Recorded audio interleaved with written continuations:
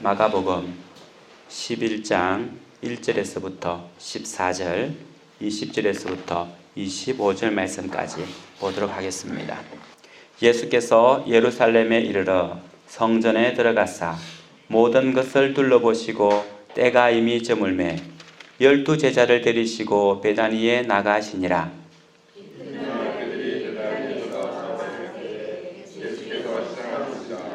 멀리서 서기 있는 한 무화과 나무를 보시고 혹 그 나무에 무엇이 있을까요? 가셨더니 가서 보신적 잎사귀 외에 아무것도 없더라.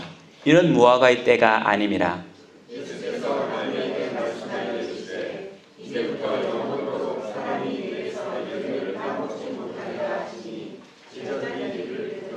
(20절입니다) 그들이 아침에 지나갈 때에 무화과 나무가 뿌리채 마른 것을 보고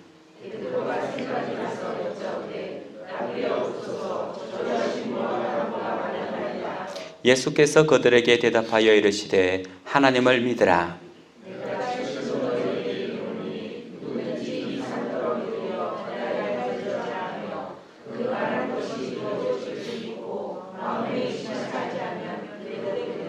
그러므로 내가 너희에게 말하노니 무엇이든지 기도하고 구하는 것은 받은 줄로 믿으라. 그리하면 너희에게 그대로 되리라.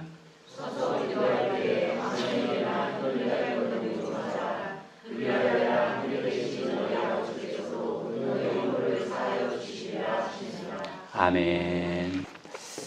우리 주위 분들과 한번 인사 나누도록 하겠는데요. 오늘 인사 말은 이렇게 할까요? 당신은 하나님 앞에서 가장 귀한 분입니다. 라는 인사말로 나누도록 하겠습니다. 당신은 하나님 앞에서 가장 귀한 존재입니다. 그래요. 우리 모두는 하나님 안에서 하나님 앞에서 하나님께서 가장 귀하게 소중하게 생각하는 분들입니다. 참 감사하죠. 그죠? 우리를 누가 가장 귀하게 가장 존귀하게 봐주겠습니까?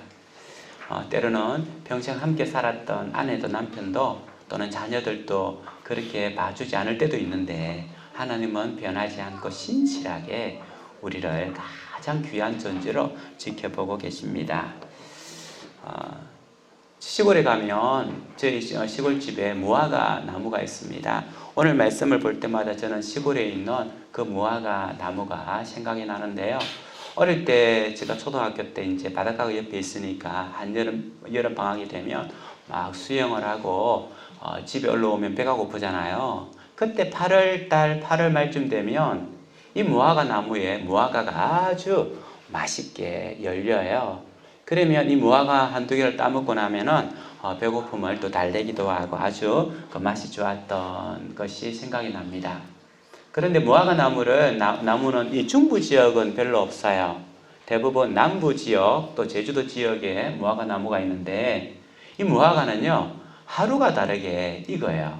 오늘은 뭔가 좀 딱딱한 것 같은데 다음 날만 되면 벌써 익어가지고 쩍쩍 벌어져요. 그래서 어떻게 해야 되냐면 눈에 잘 보고 있다가 언제쯤 익는지 잘 보고 있다가 빨리 따먹지 않으면 누군가가 와서 금방 따먹어버려요. 그래서 어릴 때 저도 무화과 나무가 있으면 이걸 좀 더 익었어, 좀 더 맛있게 익으면 따먹어야 되겠다라고 생각했는데 금방 누가 와서 따먹어버리면 그렇게 서운할 데가 없어요. 그래서 무화과가 쫙 벌어져서 정말 맛있게 되기를 기다리지 못하고 입만 약간 벌리면 그냥 딱딱 따먹어버린 기억이 있습니다. 오늘 말씀은요. 무화과 나무 사건이라고 이름을 붙이기도 합니다. 이 말씀은 우리가 잘 알고 있는 것처럼 예수님께서 예루살렘에 들어오셨죠. 예루살렘 들어올 때 예루살렘에 있는 많은 사람들이 호산나 호산나 다윗의 이름으로 오시는 이여 하면서 막 환영을 했습니다. 그리고 나서 예수님께서 가신 곳이 어디냐 하면 성전에 가셨어요. 그리고서 날이 저물어지니까 성전에서 나와가지고 베다니라는 것도 참 재밌는 이름인데요. 이 베다니 풀면은 이게 무화과 마을이라고 하는 뜻을 가지고 있어요. 베들레헴은 벳 해가지고는 떡의 집이라고 한다고 하면 베다니는 무화과 마을, 무화과 동네라고 하는 뜻을 가지고 있는 무화과가 아마 많이 심어진 그런 동네였던 것 같아요. 그래서 예수님께서는 저녁에 베다니에 와서 주무시고, 말씀에 보면 아침 일찍, 마태복음에 보면 아침 일찍 일어나서 예루살렘으로 올라가십니다. 아침 일찍 일어났기 때문에 아마 식사를 못 하시고 출발하신 것 같아요. 식사를 못 하시고 베다니에 나와서 예루살렘으로 이제 올라오고 가는 때 보니까 저 멀리에 무화과 나무가 있는 거예요. 그래서 예수님께서 무화과 나무에 무화과가 달렸겠지라고 생각을 해서 다가갔더니만 뭐예요? 무화과가 없어요. 그래서 예수님께서는 무화과가 없어서 뭐 화가 났는지 아니면은 무슨 이유인지 모르겠지만 뭐라고 이야기하냐면 이 무화과가 다시는 열매를 맺지 못할 것이다 라고 하는 저주를 내려요. 그런데 그 뒤에 보면 뭐라고 기록했냐면은 이는 무화과 때가 아님이라. 곧 무화과 때가 아닌데 예수님께서는 무화과 나무에서 무화과를 찾으시고 무화과 나무에 무화과가 없다고 예수님께서 지금 이 무화과 나무를 저주해서 죽여버리는 거예요. 우리가 평소에 알고 있는 예수님과 좀 다른 모습입니다. 그죠? 예수님께서 굉장히 시장기가 있어서 배가 고파서 사실은 좀 배가 고프면 짜증이 나잖아요. 그죠? 예수님께서 배가 고파가지고 저게 웬 떡이야? 하고는 무화과가 있다 싶어서 갔는데 없으니까 짜증이 나서 화가 나서 무화과를 확 죽여버려. 했냐 생각할 수도 있고요. 또 어떤 사람들은 예수님께서 계절을 착각했나? 오늘 성경에 보니까 무화과 때가 아니라고 이야기를 했어요. 예수님께서 시절을 잘못 읽고 계셨나? 라고 생각하는 분도 있고, 또 어떤 사람은 이렇게도 해석을 합니다. 예수님께서 지금 나흘이 지나고 나면 십자가에 매달릴 거예요. 예수님께서는 십자가에 매달리러 지금 예루살렘에 올라왔으니까 지금 예루살렘에서 십자가에 매달릴 것을 생각하면서 이성을 잃었다는 거예요. 이성을 잃고 있는 상태에서 지금 무화과 때인 것도 알지 못하고 마음이 지금 혼란스러워서 이런 무화과를 완전히 죽여버리는, 그래서 이렇게 이야기했습니다. 인간 예수가 임박한 죽음을 앞두고 이성을 잃었음을 보여주는 결정적 사건이다. 예수님께서 이성을 잃어버린, 십자가 사건을 앞에 두고 이성을 잃어버린 것을 보여주는 결정적 사건이다라고 말한 사람도 있습니다. 이 사람이 누구냐 하면 우리가 잘 알고 있는 슈바이처 박사예요. 슈바이처 박사는 우리는 위대한 사람이, 물론 의학적으로 위대한 사람이기도 하고 신학자이기도 한데 예수님을 이렇게 해석한 겁니다. 그래서 조금 전에 말씀을 드린 것처럼 예수님께서 이성을 잃었느냐 아니면 화가 났느냐 이렇게도 볼 수 있습니다. 이렇게도 해석하는 사람들이 많이 있는 거죠. 그런데 이것은 무화과에 대한 이해가 그렇게 없기 때문에 그래요. 오늘 말씀을 이해하기 위해서는 무화과라고 하는 이 열매의 특징을 잘 알아야 됩니다. 우리나라는 무화과를 언제 따먹습니까? 8월, 그죠? 여름 과일이에요. 그죠? 여름 과일이에요. 그래서 이 중부 지역은 제가 무화과 나무를 봤는지 무화과 열매를 봤는지 모르겠는데 이쪽에 와가지고 저는 무화과가 달려있는 열매는 못 본 것 같아요. 그래서 조금 전에 저희 통영에 가면 8월에 되면 무화과가 막 열려요. 내 친구도 무화과 농장을 하고 있고요. 그 무화과가 남쪽 지역에서 8월 여름 과일입니다. 그런데 지금 예수님께서는 3, 4월 지금 6월절이거든요. 6월절을 지내러 예루살렘 올라갔잖아요. 6월절은 3, 4월에 있어요. 3, 4월에 지금 이 무화과 열매를 찾고 있습니다. 우리가 알고 있는 것처럼 조금 전에 말했던 것처럼 무화과는 여름 과일인데 예수님은 봄날, 초봄에 지금 무화과를 기다리고 있다는 거죠. 우리의 시각에서 본다면, 우리의 환경에서 본다면 예수님께서 헛다리를 짚은 거예요. 그런데 우리의 시각이 아니라 이 무화과에 대한 정확한 어떤 상황들을 알아야 된다고 하는 것은 무화과는 원산지가 우리나라가 아닙니다. 아라비아 서쪽 지중해 지역이에요. 원래 무화과는 그쪽 지역에서 잘 열리는 원산지가 지중해 지역인데요. 이 무화과는 우리가 알고 있던 옵설무에 가지고는 꽃이 없는 열매라고도 무화과를 이야기하는데, 꽃이 없는 게 아니라 무화과 속에 빨갛게 막 더더더더 돋아 있는 게 그것이 무화과 꽃이에요. 무화과 꽃이 안으로 숨겨져 있어서 보이지 않는 것 뿐이지 꽃이 있습니다. 이제 이런 건데요. 이 무화과는 말 그대로 우리나라가 가지고 있는 무화과와 이스라엘이 가지고 있는 무화과는 서로 달라요. 곧 이 지중해 지역에서는 무화과가 몇 번 열리냐면 5번 열린대요. 언제부터 무화과가 열리기 시작하냐면 지중해 지역은 저는 뭐 안 가봐서 잘 모르겠지만 대부분 열대 지역은 우기와 금기로 나눠지지 않습니까? 그러면 한 3, 4월부터 한 10월까지는 이때는 여름철이라고 이야기하죠. 여름철 우기가 되고요. 11월부터는 다음 3월달까지는 이제 건기라고 이야기를 하죠. 그때는 겨울철이 되는 거예요. 그런데 이때 무화과가 언제 겨울이 되면 이 무화과 잎이 다 떨어지고 열매도 안 보여요.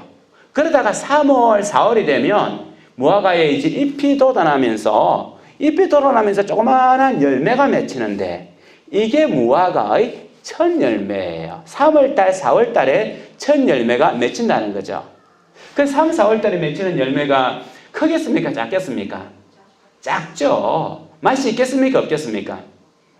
맛이 없죠. 영양분을 햇빛을 많이 받지 못했기 때문에 알도 작고 맛도 그렇게 당도가 높지 않아요. 여러분 같은 농장주라면 어떻게 하겠습니까? 이것을 따버리겠죠. 따버려야만 그 다음에 6월, 7월에 열매가 크게 잘 열리기 때문에 대부분들은요, 농장주들은 이 첫 무화과 열매를 따버려요.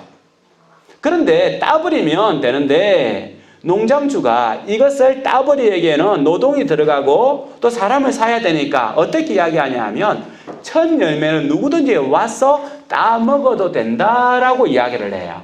그래서 지나가는 나그네나 대부분 그 시대에 농장을 가지지 못한 사람, 가난한 사람들이었기 때문에 이 사람들이 마음대로 따먹을 수 있는 게 바로 무화과 첫 열매였어요. 그러면 잘 사는 사람들은 그거 따먹을까요? 안 따먹을까요? 안 따먹죠. 이 사람들은요, 겨울 내내 대추 열매나 무화과 열매 말린 것을 먹었기 때문에 뭐 그것이 당기질 않아요. 그런데 행인이나 가난한 사람들은요, 겨울 내내 먹을 수 있을 만한 열매가 없어요. 과일이 없어요. 잘 살지 못하기 때문에. 그런데 봄이 되면, 그래서 겨울 내내 과일에 대한 그리움이 있는 거죠. 달달하고 맛있는 그 과일에 대한 그리움이 있는데 봄이 되기를 기다리는 거예요. 봄이 되면 뭐가 나오니까? 그래도 자기들이 먹을 수 있는 과일, 무화과가 나오니까 첫 열매 무화과가 나오는 거예요. 그래서 기다리다가 6월절쯤 되면 이 나무에 무화과 열매가 맺히면 이 열매는 누구든지 다 먹을 수 있는, 농장주 입장에 있어서는 노동력을 들이지 않고 열매를 따니까 좋고, 소작농이나 또는 나그네들 같은 경우에 돈 들이지 않고 기다리던 그 과일을 먹을 수 있으니까 좋은 거예요. 물론 잘 사는 사람들은요, 물이 많이 나고 당도가 높고 이따만한 배를 먹겠지만, 또 그렇지 못한 사람은 이따만한 돌배도 그죠? 맛있게 먹는다는 거죠. 그것처럼 조그마한 무화과도 아주 맛있게 이 무화과를 먹는 거예요. 그래서 이스라엘에 있어서는 이 무화과를 사용하는 단어가 있는데, 첫 번째 나오는 이 첫 열매, 조그맣고 이 못난 이 무화과를 뭐라고 이야기하냐면 파게라고 이야기를 합니다. 파게. 그런데 본격적으로 먹는 열매, 알이 굵고 당도가 높은 그런 무화과는 테헤나라고 불러요. 그리고 무화과가 다릅니다. 파게와 테헤나가 있는 거예요. 테헤나는 상품 가치가 있고 당도가 있고 맛이 있고 이런 것이지만, 파게는 별 그렇게 귀한 것이 아니지만 소작농이나 가난한 사람들이 굉장히 기다리면서 공짜로 먹을 수 있는 그런 거예요. 그러니까 파게와 테헤나라고 하는 무화과가 단어가 나눠진다는 것을 기억을 해야 되는 거예요. 여기서 예수님께서 무화과 나무에서 찾은 것은 어떤 거겠습니까? 테에나가 아니고 본격적인 무화과 나무 열매 테에나가 아니고 파게라는 거예요. 파게. 그래서 성경에서는 무화과 때가 아님이라 그 테에나가 나올 만한 때가 아니라는 거예요. 파게가 나올 때라는 겁니다. 이제 이렇게 해서 말씀을 봐야 되는데 이렇게 보면 이 말씀이 우리에게는 어떤 의미인지 명확하게 나올 수가 있습니다. 성경에서는 때로는 성경에서 이스라엘 백성을 어디에다가 많이 비유하냐 하면 무화과에 비유를 해요. 그런데 무화과 중에서도 어디에 비유하겠습니까? 파게에 비유하겠습니까? 테헤나에 비유하겠습니까? 성경에서는 파게를 비유해. 파게. 우리가 한번 성경 말씀을 찾아보겠는데 아주 재밌는 말씀이 있습니다. 이사야서 28장 4절 말씀을 한번 찾아보겠습니다. 그 기름진 골짜기 꼭대기에 있는 그의 영화가 세전에 가는 꽃이 여름 전에 처음 익은 무화과와 같으니 보는 자가 그것을 보고 얼른 따서 먹으리라. 예, 그 영화가 곧 이스라엘 영화입니다. 북이스라엘을 가리키는 거예요. 북이스라엘이 세잔에 가는 꽃이 여름 전에 처음 익은 무화과 같더니 처음 익은 무화과 곧 파게라고 하는 거예요. 파게.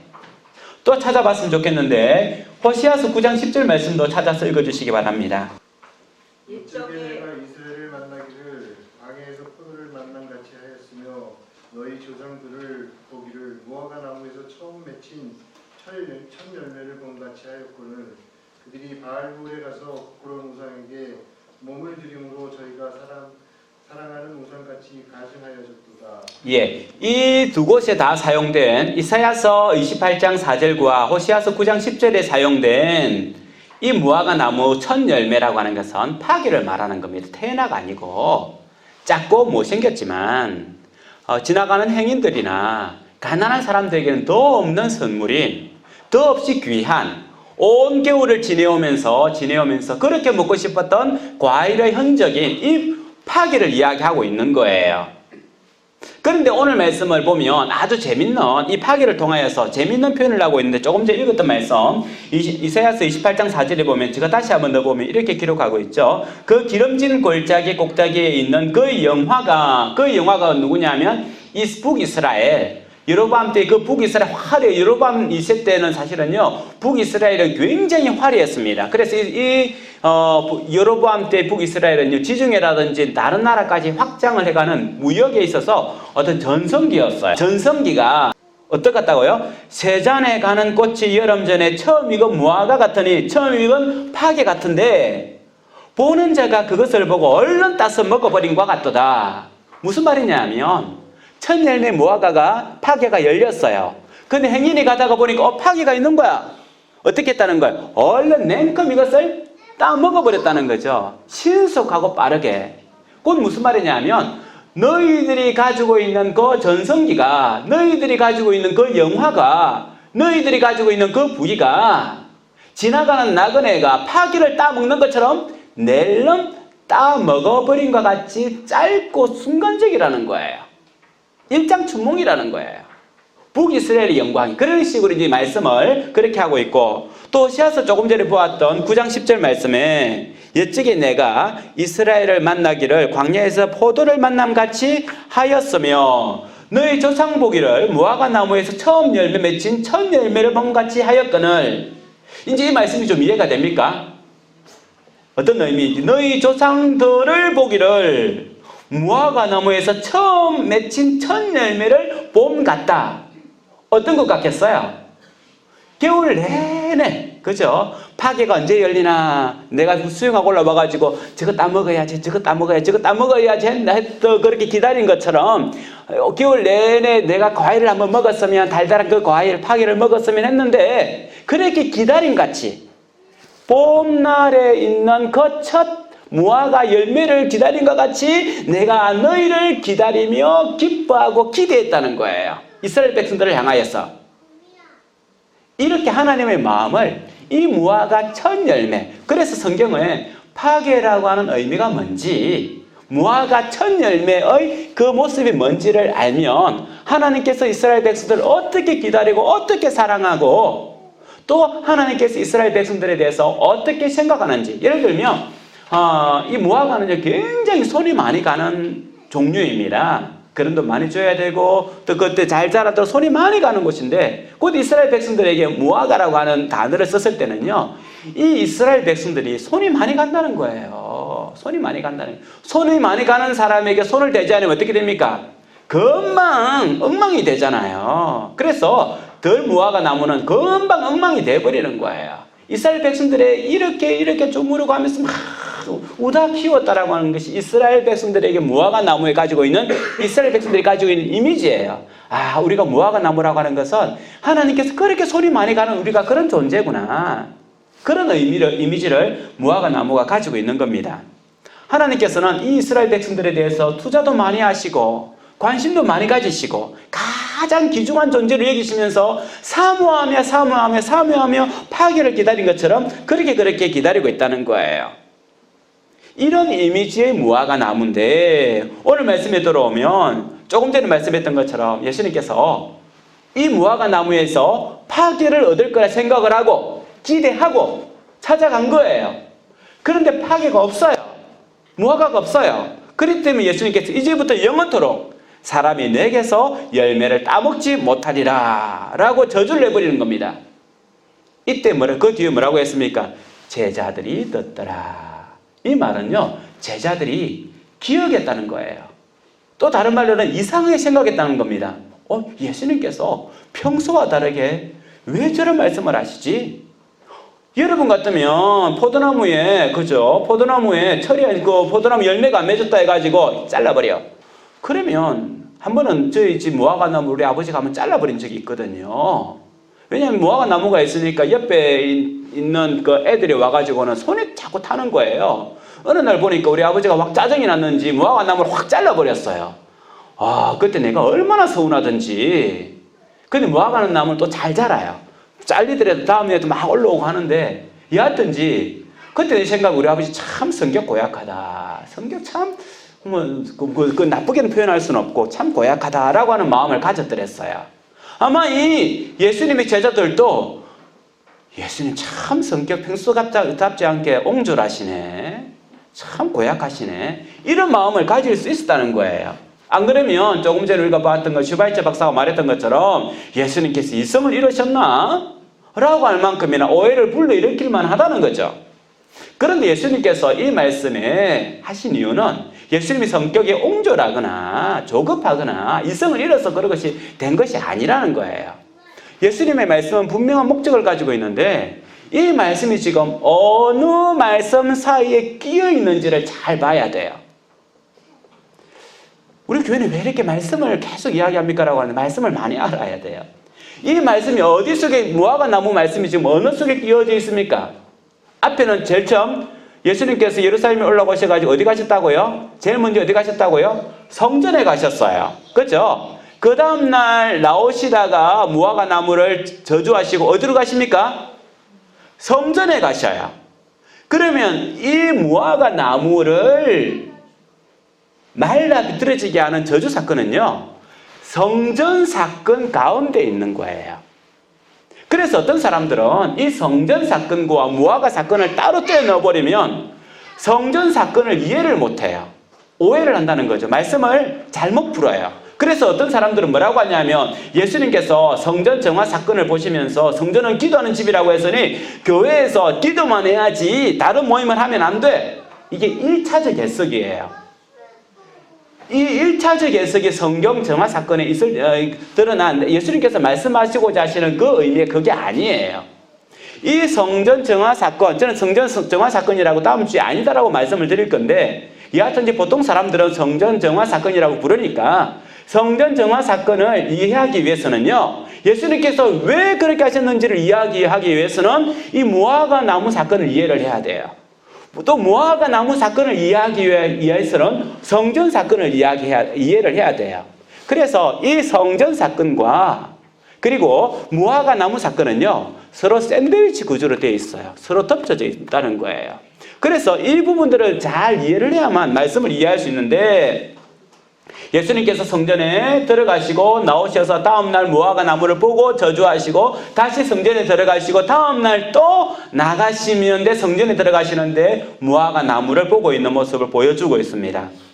곧 샌드위치 구조라고 하는 것은 이 두 개는 굉장히 밀접한 관계를 가지고 있기 때문에 서로 같이 호흡하면서 관계를 맺으면서 성경을 이해를 해야만 성경에서 엉뚱한 해석이 나오고 엉뚱한 신앙생활을 안 한다는 겁니다.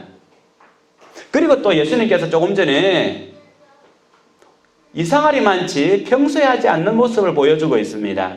이것은 예수님께서 의도된 퍼포먼스예요. 나중에 성전 사건이 일어나기 이전에 행하시는 하나의 퍼포먼스라고 하는 거죠. 평소 예수님 같으면 무화과 나무에 열매가 없으면 그냥 다른 나무를 찾아볼 수도 있고요. 조금 전에 베단이라고 하는 것은 무화과 동네라고 했지 않습니까? 그러면 그 동네에 무화과 한 그루만 있는 게 아니겠죠. 여러 그루인데 여기 없으면 저희 가서 따먹으면 되고 다른 곳에 가면 되는데 가지 않고 이것을 말라 비틀어지게 해서 제자들이 보고는 깜짝 놀라면서 그 말을 듣고 기억하게 된 이유는 예수님께서 퍼포먼스를 하고 있다는 거예요. 행위로서 복음을 설명해 나가고 있다는 겁니다. 구약 성경에 보면 하나님께서 퍼포먼스를 통해서 선지자들에게 퍼포먼스를 통하여서 그 메시지를 전한 때가 있습니다. 예를 들면 하나님께서 이사야에게 뭐라고 이야기하냐면 너가 허리띠를 풀고 신발을 벗고는 3년 동안 행하여라 라고 이야기합니다. 여러분 허리띠를 풀면 어떻게 되겠습니까? 바지가 훌루덩 내려가죠. 그래서 이사야가 벗은 발 벗은 몸으로 3년 동안 행하였더라 라고 이야기합니다. 그 사람들이 이사야는 사실은 귀족이잖아요. 갑자기 이사야가 벗은 그 바지를 벌거덩 벗고 돌아다니니까 이상하게 안 여기겠습니까? 우리 여기서 갑자기 어느 집사님이 바지를 벌렁 내리고 했다면 경찰이 와서 잡아가야죠. 그런 상황이라는 거예요. 그럴 때마다 사람들이 묻습니다. 이게 어떻게 된 것이냐? 라고 하면 뭐라고 이야기하냐면 너희들이 의지하는 나라 이집트, 너희들이 의지하는 나라 구스, 우리가 어려움을 당할 때에 군사적 동맹을 맺고 외교적 동맹을 맺은 이집트, 가장 강력한 이집트와 구스가 우리를 구해줄 것이다 라고 생각을 했습니다. 그런데 벗은 발 벗은 몸을 통하여서는 너희가 믿고 있고 너희가 동맹을 맺은 저 구스와 이집트가 나중에 이런 모습으로 포로가 되어갈 것인데 그럼에도 너희가 구스를 따르겠느냐 이집트를 따르겠느냐라고 하는 메시지예요. 너희들이 그렇게 굳건하게 믿고 있는 그 구스와 이집트의 백성들이 나중에 포로가 되어서 이런 수치를 당할 것인데 너희가 하나님을 믿을래? 이집트를 의지할래? 하나님을 의지할래? 구스를 의지할래? 라고 하는 메시지인 거예요. 그래서 이사야가 벗은 발 벗은 몸으로 돌아다니면서 회개를 외친 거죠. 하나님을 의지하라. 너희가 믿고 있고 너희가 따르고 있는 이집트와 구스는 나중에 이렇게 벗은 몸으로 다른 나라의 포로가 돼 갈 것이다. 볼기를 다 내보이면서 수치를 당하면서 될 것이다. 하나님을 의지하라라고 외치는 퍼포먼스였어요. 이렇게 하나님께서는 구약 성경에 선지자를 통하여서 퍼포먼스를 하는 경우가 많이 있었습니다. 예수님도 지금 이와 같은 퍼포먼스를 하고 계시는 거예요. 그래서 이 말씀과 오늘 말씀과 함께 보아야 될 말씀이 미가야서 7장 1절 말씀입니다. 미가야서 7장 1절 말씀을 같이 한번 찾아보도록 하겠습니다.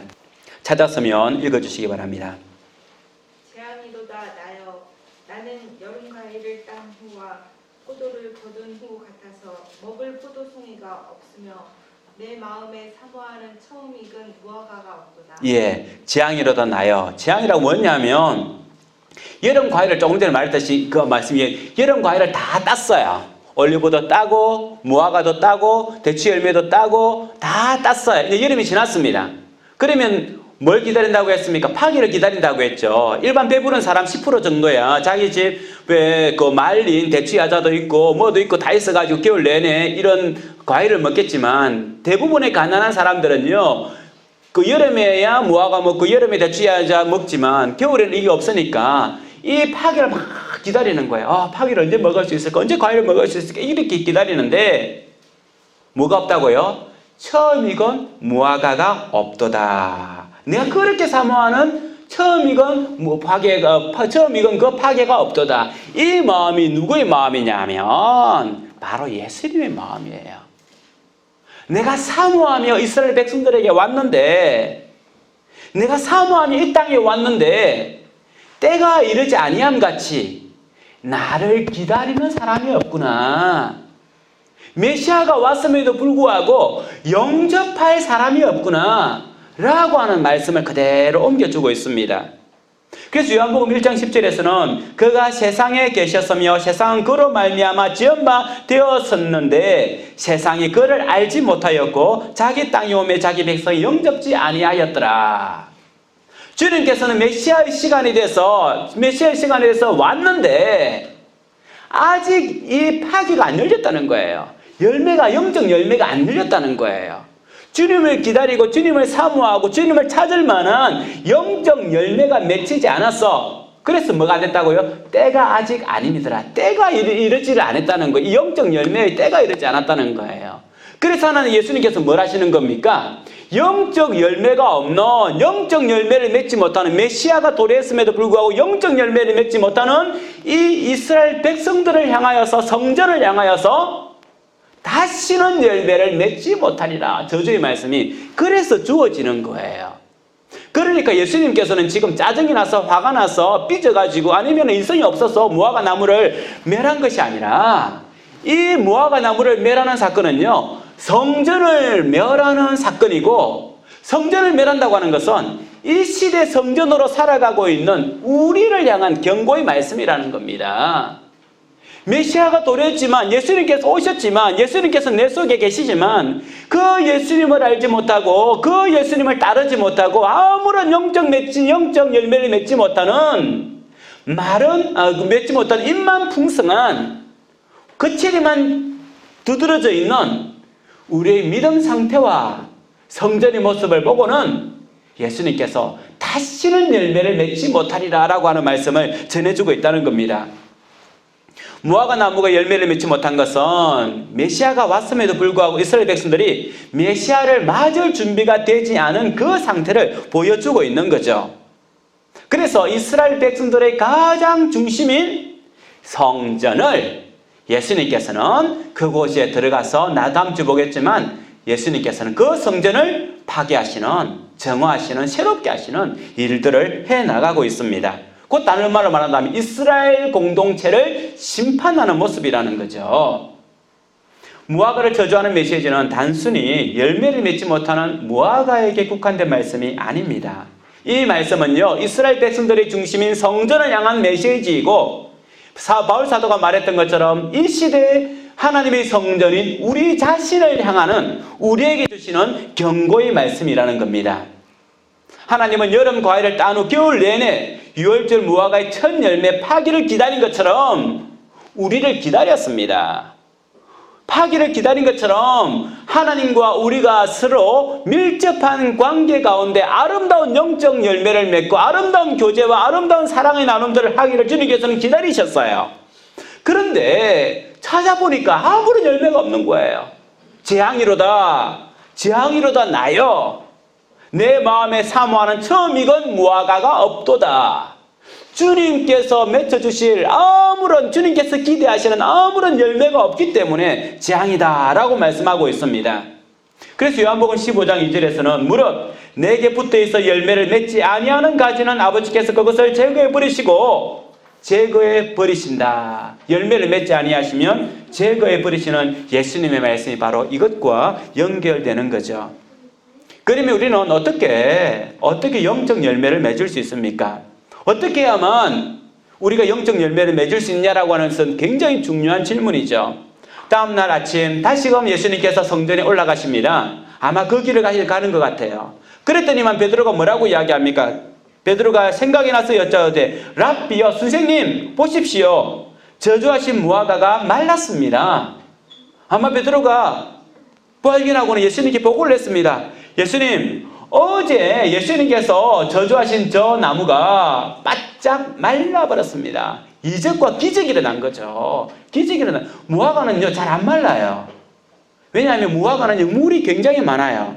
물이 굉장히 많이 잘라두더라도 잘 마르지 않고 오래 가요. 그런데 하루아침에 완전히 바삭바삭하게 다 말라버린 거예요. 다 말라버린 거예요. 그러니까 이상해서 예수님께 그렇게 말을 하고 있는 거죠. 그런데 예수님께서는 이 말을 듣고 나서 또 이상한 말씀을 하십니다. 22절과 23절 말씀을 같이 한번 읽어보겠습니다. 시작.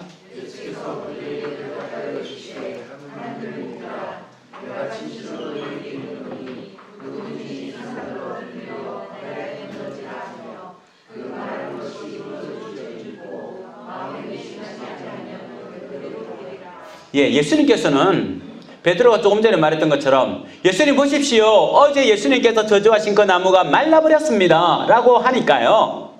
예수님께서는 이것과 상관없는 말씀 같은 것을 말씀하셔요. 하나님을 믿으라. 동문서답 아니에요. 나무가 말랐다는데 하나님을 믿으라. 그리고 나서 뭐라고 이야기합니까?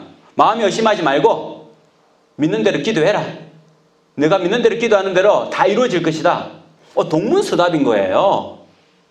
그런데 예수님께서 동문서답 하시는 분이 아니시죠. 본질을 이야기하는 겁니다. 열매를 맺는 것, 살아나는 것, 생명을 얻는 것. 저 무화과 나무가 살아나는 방법, 무화과 나무 열매가 맺히는 방법을 이야기하시는 거예요. 하나님을 믿으라.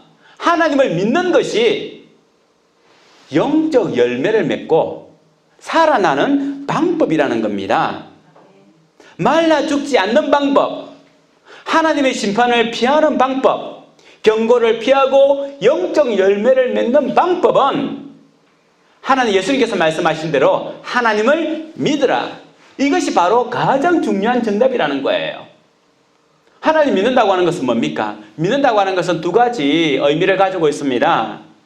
한 가지는 시제에 있어서 옛날에 내가 예수님 잘 믿었어. 아무 필요 없어요, 여러분. 나는 예수님 옛날에 이런 경험도 하고 이런 경험도 하고 이런 경험도 있고 아무 필요 없어요. 나는 다음에 예수님 잘 믿을 거야. 내 상황이 좋아지고 내 문제가 해결되고 나의 삶에 있어서 이런 문제가 해결되면 나는 잘 믿을 거야. 미래에 잘 믿는다는 것도 아무런 의미가 없어요. 하나님을 믿는다고 하는 것은 현재의 의미입니다. 현재 내가 예수님을 잘 믿어야 된다는 거예요. 현재 내가 잘 믿어야 된다는 거예요. 시간적으로 현재 지금. 또 하나는 믿는다라고 하는 의미에 있어서는 반복적인 겁니다. 거듭적인 거예요. 한 번 믿고 끝나버리고 한 번 믿고 끝나버리는 것이 아니라 지속적으로 끊임없이 연속적으로 믿는다는 거예요. 바로 믿음의 속성은 그렇습니다. 현재 내가 주어진 자리에서 지속적으로 연속적으로 계속해서 주를 바라보는 그것이 믿음이라는 거예요. 그래야만 열매가 맺히는 삶을 살 수 있습니다. 그래야만 열매를 거둘 수가 있는 거죠. 바로 이런 삶이 믿음의 삶인데, 근데 11장 23절에 이 말씀과 더불어서 어떤 말씀을 해주시냐면, 갑자기 이 산을 들여 바다에 던져버리라고 믿음이 있으면, 이 산을 들여서 저 바다에 던져주라라고 이야기한다. 믿음이 있으면 그렇게 된다는 거예요. 곧 이 산은 여기서 무슨 산을 말하냐면 갈람산입니다. 갈람산. 이 산을 던져서 저 바다에 던져버려라. 이건 너무도 불가능하고 힘든 거예요. 뭐라는 거예요? 믿음은 반드시 기적을 동반한다는 겁니다. 기적을 동반한다는 거예요. 믿음은 능력이 있다는 겁니다. 믿음은 능력이 있다는 거예요. 내 머릿속으로 예수 그리스도를 믿습니다. 내가 천국 갈 걸 믿습니다. 라고 하는 것이 믿음인 줄 아는데, 믿음은 능력을 가지고 있다는 겁니다. 하나님의 능력이 필연적으로 믿음과 함께 간다는 겁니다. 머리로 믿는 것, 단순히 마음으로 신뢰하는 것, 귀한 것 같지만 능력이 없다면 그것이 참 믿음인지를 돌아봐야 된다는 거죠. 믿음은요, 이적, 기적을 행하는 겁니다. 그래서 마가복음에서는 믿음이라고 하는 단어가 몇 번 나오는데요. 이 믿음이라고 하는 단어는 반드시 대부분 이적과 관계되고 있습니다. 마가복음 2장 5절에 보면 예수께서 그들의 믿음을 보시고 중풍병자에게 이르시되 작은 자여 내 죄 사함을 받았느니라. 그래 중풍병자 어떻게 됐습니까? 낫죠. 믿음과 병이 낫는 것이 함께 가요. 예수께서 이르시되 딸아 내 믿음이 너를 구원하였으니 평안히 가라. 내 병에서 놓여 건강할지어다. 그 딸에게 있는 믿음을 보시고 병이 나서 혈류증 걸린 여인이 다른 많은 의사를 찾아갔지만 낫지 못한 그 여인이 믿음의 능력을 통하여 나았다는 거예요. 믿음은 기적, 이적과 함께 갑니다. 예수께서 이르시되 가라 내 믿음이 너를 구원하였느니라 하시고 그가 곧 보게 되어 예수를 길에서 따르니라. 믿음과 맹인이 눈 뜨는 것이 함께 가고 있습니다. 혈증이 낫고 중풍병이 낫고 맹인이 눈을 뜨는 이 모든 것은 믿음과 함께 가는 거예요. 그래서 믿음은요 단순히 내 머릿속에서 예수 그리스도를 인정하고 마음속으로 예수 그리스도를 신뢰합니다 라고 하는 정도의 믿음이 아니라 믿음은 반드시 기적, 이적을 체험해야 돼요. 기적과 이적은 믿음이 있다라고 하는 것에 대한 증거입니다. 내 믿음이 살아있는 믿음이라고 하는 것에 대한 증거가 바로 기적과 이적입니다. 우리에게 믿음이 있다면 기적이 일어날 줄 믿습니다. 믿음은 하나님께서 일하시는 것을 경험하는 거예요. 믿음은 하나님께서 나에게 일으키시는 그것을 체험하는 겁니다. 하나님을 느끼고 하나님께서 행하시는 기적을 우리가 체험하는 그것이 바로 믿음이라고 하는 거죠. 우리 모두 하나님의 기적을 체험해야 돼요. 체험할 때에 내가 참 믿음이 있음에 대한 증거를 가질 수 있다는 겁니다. 조금 전에 보았던 말씀에 보면 이 기적을 일으키는 믿음은 하나님께 있는 믿음이 아닌 것을 기억해야 돼요. 하나님은 조금 우리가 계속해서 말하는 것처럼 모든 기적을 일으킬 준비가 되신 분입니다. 이 기적을 일으키게 하시는 것에 대한 것은 누구에게 있어야 되냐? 마가복음 2장 5절에 보면 그들의 믿음을 보시고 예수님께서 행하셨는데 중풍병이 나았더라. 딸 속에 있는 믿음을 보시고 주님께서 말씀하셨는데 혈류병이 나았더라. 맹인 속에 있는 믿음을 보시고 너를 구원하였느니라. 결국은 믿음은 같이 부딪혀야 되는 거예요. 스위치가 두 개가 부딪혀야만 불이 오는 것처럼 하나님은 이미 모든 것 준비가 되어 있는데 내 스위치가 여기에 가서 붙어야만 기적이라고 하는 것이 일어나는 건데 바로 내 믿음이 있어야만 주님은 항상 준비가 되어 있어요. 그 믿음은 내 속에 있는 믿음이 바로 기적을 일으키는 도화선이 된다는 겁니다. 그러면 이 기적은 어떻게 표현될 수 있고 어떻게 만들어낼 수가 있습니까? 바로 이것에 대한 해답이 주님께서 24절 기적을 일으키는 방법에 대해서 24절에 이야기해 주고 있습니다. 24절 같이 한번 읽어보겠습니다. 시작.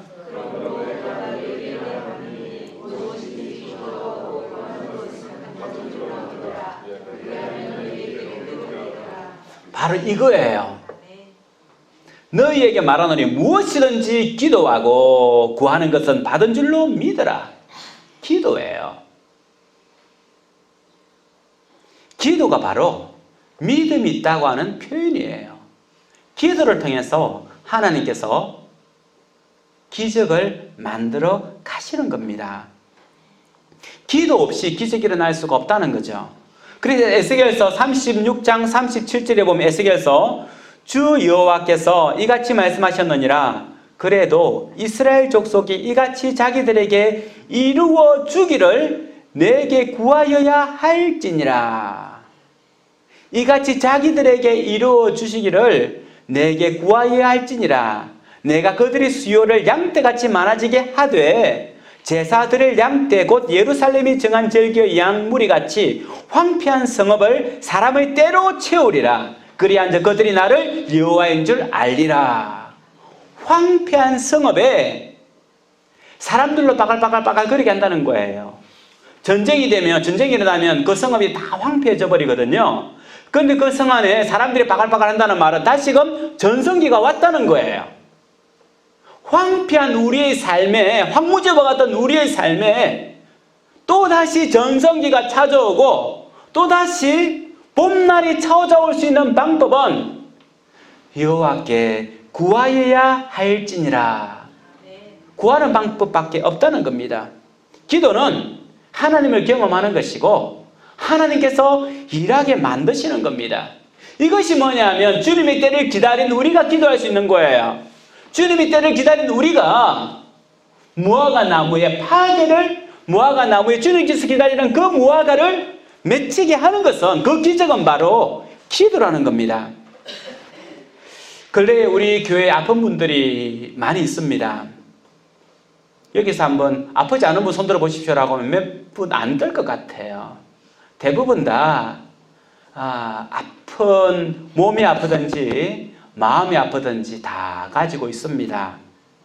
저는 근래에 좀 아프다 또 병원에 간다라고 하는 말을 들을 때마다 참 저번에 말씀드렸던 것처럼 마음이 굉장히 안타깝고 무거워요. 꼭 내가 잘못한 것처럼. 그렇지 않습니까? 아이들이 아프면 꼭 부모가 자기 탓하잖아요. 내가 부족해서 그렇지, 내가 부족해서 그렇지 하는 것처럼 저의 마음이 굉장히 안타깝고 막 제가 마음이 답답하고 힘든 것을, 안타까움을 느끼게 됩니다. 이게 사실은 목회자의 마음이에요. 누가 아프다고 하면 내가 기도를 못 해줘서 그렇나, 내가 교회를 잘 못 돌봐서 그렇나, 내가 저분을 더 많이 사랑해 주지 못해서 그렇나 라고 하는 그런 안타까운 마음이 막 드는 것이 목회자의 마음입니다. 그러면서 여러분들의 그런 고통과 아픔들이 저에게 전달되는 거죠. 그러면서 제가 기도의 자리로 나갑니다. 마음이 무척 무겁고 힘들 때가 있습니다. 그런데 얼마 전 제가 기도하면서 이건 아니다라고 하는 마음을 가졌어요. 우리 교회 성도님들 중에 오늘도 조영민 집사가 못 나왔는데 빨리 몸이 회복이 안 된 것 같네요. 아프고. 또 다음 주에 병원에 가야 될 우리 권사님이 계시고 계속해서 치료 중인 여러분들, 많은 분들이 계신데 어떤 느낌이 드는, 기도하다가 어떤 느낌이 드냐 하면, 기도하다가 얼마 전에 이런 것을 두고 기도하면서 저에게 하나의 소망이 생겼습니다. 하나님께서 우리 교회에 계시다고 하는, 하나님께서 이 교회를 사랑하신다고 하는 증거를 보여주기 위해서, 기적과 이적을 보여주기 위한 방편이구나. 내가 두렵고 떨 필요가 뭐가 있냐, 마음이 안타깝고 답답할 필요가 뭐가 있냐. 이건 하나님의 교회고, 하나님의 교회라고 하면 하나님께서 이 교회가 하나님의 교회임을 증거를 보여주셔야 되잖아요. 이 교회가 하나님이 함께 하시는 생명의 교회라고 한다면 하나님께서 이 교회가 생명의 교회임을 증거해 주셔야 되는 거예요. 하나님의 말씀이 선포되는 참 진리의 교회라고 한다면 참 진리의 교회임을 하나님께서 드러내셔야 되고, 구원으로 인도하는 교회라고 한다면 이 교회가 구원으로 인도하는 교회임을 하나님께서 증거를 보여주셔야 돼요. 그 증거가 뭐냐?